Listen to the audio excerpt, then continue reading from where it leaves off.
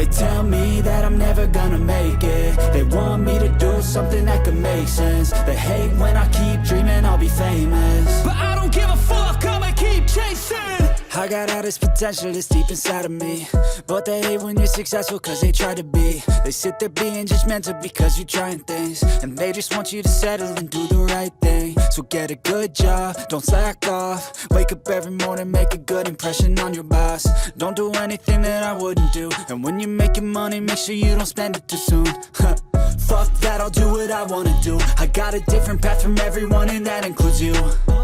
Who are you to tell me how to live life? In these times it feels like nobody's right, yeah. So I'ma figure out what else we succeed, and then invest all of my time into that and proceed. I need whatever the hell could make me happy, and I don't think you have a clue what could that be. They tell me that I'm never